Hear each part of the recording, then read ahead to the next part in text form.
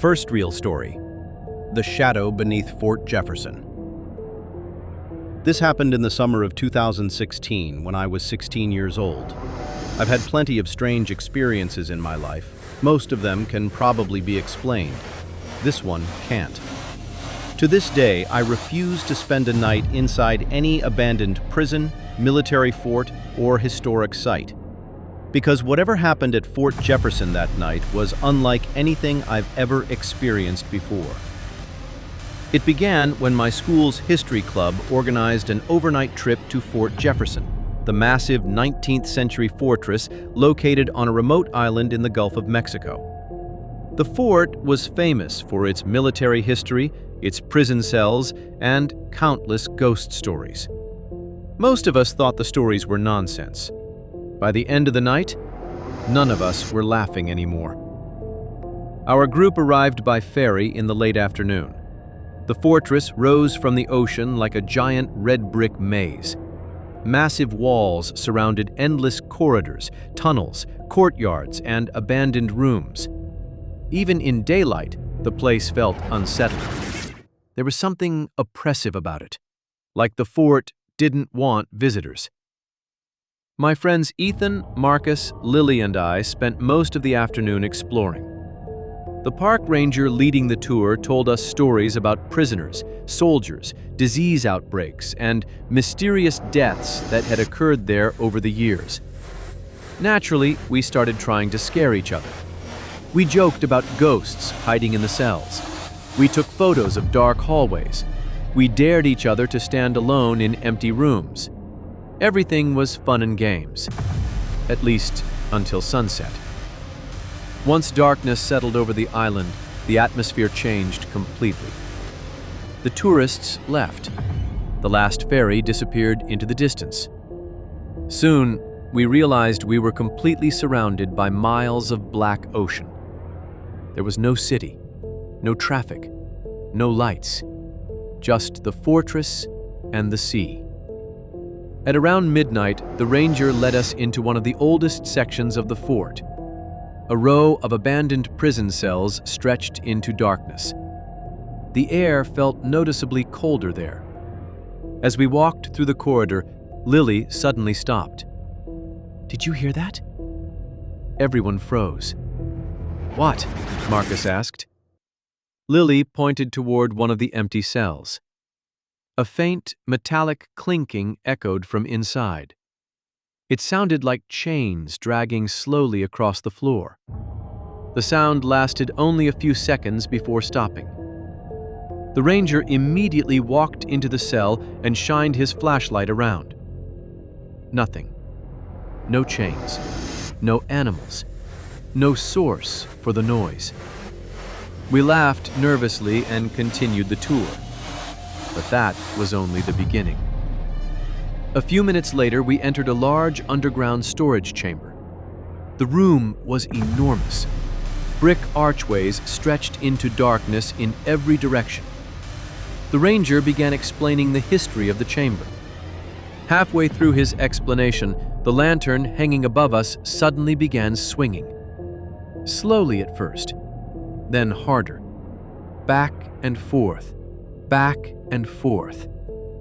The movement became so violent that the light cast giant shadows across the walls.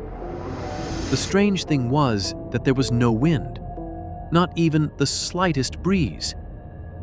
The ranger stared at it. For the first time all night, he looked genuinely confused. Nobody touched the lantern. Yet it continued swinging for nearly a minute before gradually slowing down. Nobody had an explanation. Afterward, we returned to the barracks where we'd be sleeping. Most students stayed awake, talking and playing cards. Around 2 a.m., Ethan and I decided to explore a nearby observation platform overlooking the ocean. The platform sat on top of part of the fortress wall. The view was incredible. Dark water stretched endlessly in every direction. Moonlight reflected across the waves. For several minutes, we stood there quietly. Then Ethan pointed toward the water. "Do you see that?" Far below us, near the edge of the seawall, someone appeared to be standing. At first, I assumed it was another student, but the figure wasn't moving. It simply stood there facing the ocean, perfectly still. We called out. No response. We shined our flashlights down. The figure disappeared. Not walked away, not ran away. It simply wasn't there anymore. There was nowhere it could have gone. The seawall was completely exposed. The sight left both of us uneasy. We returned to the barracks shortly afterward. At around 3 a.m., Ethan asked me to walk with him to the restroom. Neither of us wanted to make the trip alone. The restroom was located in another building connected by a long stone corridor. The fort felt far more intimidating now. Every shadow seemed deeper. Every sound felt amplified. When we reached the restroom, Ethan went inside while I waited near the entrance. The corridor beyond the building was empty. Or at least, I thought it was. A few moments later, I noticed movement at the far end of the hallway. Someone briefly stepped around a corner, then disappeared. I assumed it was another student, but something felt wrong. The figure moved strangely, almost unnaturally, like a person trying to imitate how humans walk. I stared at the corner, waiting for them to reappear. They never did. Then the restroom lights flickered. Once, twice, 3 times. The building fell silent. No running water. No movement. Nothing. "Ethan?" I called. No answer. My pulse quickened. "Ethan!" Still nothing. Just as I stepped toward the doorway, the lights suddenly returned. Ethan immediately emerged, looking terrified. Before I could speak, he grabbed my arm. "Let's go." What happened? His face had gone pale. "I heard somebody talking." I frowned. "Who?" "I don't know." His voice shook. "I thought another student came in." "What did they say?" He swallowed hard. "They weren't talking to me." "What do you mean?" Ethan looked back toward the restroom. "They were talking to themselves." We hurried away. As we walked back toward the barracks, a loud metallic crash echoed somewhere above us. Both of us jumped. The sound came from one of the upper levels of the fortress. A second later came another crash, then another, as if someone were throwing heavy objects across the floor. Yet when we looked up, every window was dark. The upper level had been locked for years. Nobody should have been up there. Back in the barracks, we eventually fell asleep, or at least tried to. I woke sometime before dawn. The room was silent. Most students were asleep. A faint blue glow from the approaching sunrise filtered through the windows. That's when I noticed something strange. One of the empty cots near the far wall was moving, very slowly, rocking back and forth, as though someone invisible was sitting on it. I stared in disbelief. The cot continued moving. The mattress creaked softly. Nobody was there. I rubbed my eyes. The motion continued. Then it stopped. A cold sensation swept through the room. Every hair on my arms stood up. Instinctively, I looked toward the corner and saw it. A figure. Tall, motionless, completely black, darker than the shadows around it. It stood in the corner watching the room, watching us, watching me. There were no features, no eyes, no face, only darkness shaped like a person. For several terrifying seconds, neither of us moved. Then the figure slowly tilted its head. The movement was unnaturally smooth, almost curious. I couldn't breathe. I couldn't scream. I couldn't look away. Then the first rays of sunrise entered through the window, and the figure vanished, gone instantly, as though it had never existed. I finally found my voice and screamed. The entire room woke up. Teachers rushed over. Students turned on lights. The corner was empty. Of course it was. The next morning, as we prepared to leave, I told the ranger everything. To my surprise, he didn't laugh. Instead, he became very quiet. Then he told us something unsettling. Over the years, numerous visitors had reported hearing chains, voices, unexplained crashes, and seeing a dark figure in different parts of the fortress. Some described it standing near the seawall. Others claimed it appeared inside the barracks shortly before sunrise. Nobody knew what it was, and nobody could explain why so many people reported seeing the same thing. The ferry arrived later that morning. As the island slowly disappeared behind us, I felt relieved, certain that whatever haunted that fortress was finally far away. Then Ethan tapped my shoulder. Without saying a word, he handed me his phone. A photo he had taken the night before filled the screen. It showed the observation platform overlooking the ocean, the moonlit seawall, the dark water below. And standing near the edge of the wall was the same black figure we had seen before dawn, motionless, watching the fort, watching us. There was just one problem. The photograph had been taken hours before either of us saw the figure in the barracks, which meant one thing. Whatever we encountered that night hadn't appeared only once. It had been there the entire time, waiting beneath Fort Jefferson. Today's second real story: The Man at Raven Creek Road. This happened when I was 15 years old. I've told this story only a handful of times because every time I do, people either laugh or think I made it up. I wish I had. The strange thing is that nothing about that night felt frightening at first. In fact, the man I met seemed completely normal.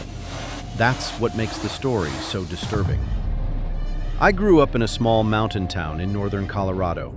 The town was surrounded by dense pine forests, winding roads, and old mining trails that had been abandoned decades ago. One chilly November evening, I stayed late at my friend's house working on a school project. By the time I left, it was close to 10 p.m. A thick layer of fog had settled over the valley. The roads were nearly empty. My friend offered to have his father drive me home, but my house was only a couple of miles away, so I decided to walk. At first, everything seemed normal. The only sounds were the wind moving through the trees and the occasional rustle of leaves. About halfway home, I reached a narrow stretch of road known locally as Raven Creek Road. Most people avoided it at night. The road cut through a section of forest where there were no houses, no streetlights, and almost no traffic. As I walked, I noticed someone standing beside an old wooden fence. A man.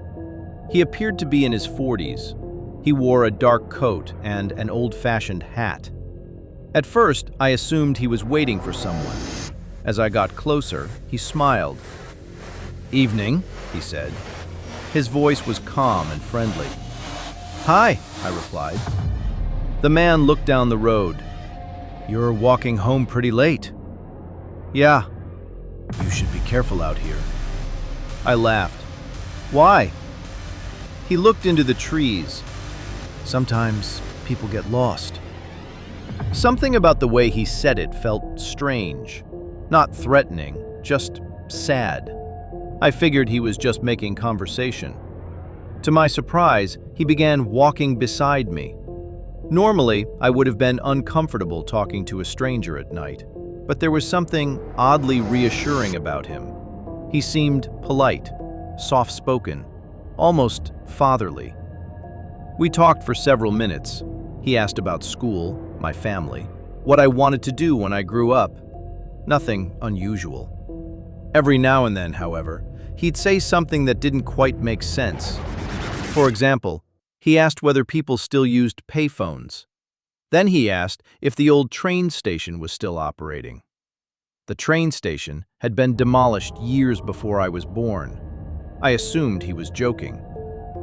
Eventually, we reached a crossroads. The man suddenly stopped walking. "This is where I leave." I looked around. There was nothing there. No house, no driveway, no trail, just trees. "Do you live around here?" I asked. The man smiled. "Not anymore." Before I could respond, he pointed toward the road ahead.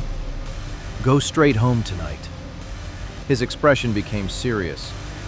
"Don't take the creek shortcut." I frowned. The creek shortcut was a small trail I often used. It cut 10 minutes off my walk. "Why not?" For the first time, the man's smile disappeared. "Trust me." A cold breeze passed through the trees. For some reason, I listened. "Okay." The man nodded. Then he turned and walked into the fog. Within seconds, he vanished from sight. I continued home. The encounter stayed in my mind, but I wasn't scared, just confused. The next morning, everything changed. At breakfast, my dad was reading the local newspaper. A headline caught my attention. "Teen rescued after falling into Raven Creek Gorge." According to the article, heavy rain had weakened part of the creek trail. Late the previous evening, a teenager had fallen through the ground near a steep drop. He survived, but suffered multiple injuries. The accident had happened around the same time I would normally have used that shortcut. A strange feeling settled in my stomach. If I had ignored the man and taken the trail, I might have fallen too. That thought bothered me all day. A week later, I was visiting my grandfather. While talking about local history, I casually mentioned meeting a man on Raven Creek Road. I described his appearance: dark coat, old hat, friendly voice. The smile vanished from my grandfather's face. "What did you say?" I repeated the description. He stared at me for several seconds. Then he slowly stood up and walked into another room. When he returned, he was carrying an old photo album. He flipped through several pages and handed me a photograph. My heart nearly stopped. The man in the picture was the same person I had met. Exactly the same. Same face, same coat, same hat, even the same smile. "Who is he?" I asked. My grandfather looked pale. "That's Walter Hayes." The room suddenly felt colder. "How do you know him?" My grandfather swallowed. "Because he died in 1978. I felt my stomach drop. "What?" "He was a local school teacher." Grandpa pointed at the photograph. "He used to walk this area every day." I couldn't speak. The picture looked old, very old. There was no way it could have been the same man. Yet it was. Every detail matched. My grandfather continued. "One winter night, Walter was helping search for a missing boy near Raven Creek." He paused. "He slipped and fell into the gorge." I stared at the photograph. "He died there?" Grandpa nodded. "They never got him out until the next morning." For several moments, neither of us spoke. Then I remembered something. The questions the man had asked. The payphones, the train station, the old-fashioned clothing, the strange way he talked, as if he belonged somewhere else, somewhere long ago. A week later, curiosity got the better of me. I went to the local library. After searching through archived newspapers, I found an article about Walter Hayes. The article described him as a beloved teacher who often helped stranded travelers and lost hikers. Then I noticed something chilling. At the bottom of the article was a photograph. The same photograph my grandfather had shown me. and beneath it was a quote from one of Walter's former students, a sentence that made my blood run cold. No matter what happened, Mr. Hayes always made sure everyone got home safely. That night, I couldn't sleep. Around midnight, I looked out my bedroom window. The road outside was empty. The fog had rolled in again. As I stared into the darkness, I thought I saw someone standing near the end of the street. A man wearing a dark coat and an old hat, watching the houses, making sure everyone got home. I blinked, and he was gone. To this day, I don't know why he appeared to me. Maybe it was coincidence. Maybe it was my imagination. Or maybe, on that lonely stretch of Raven Creek Road, I met a man who had been dead for nearly 40 years. A man who never stopped protecting lost children, even after death.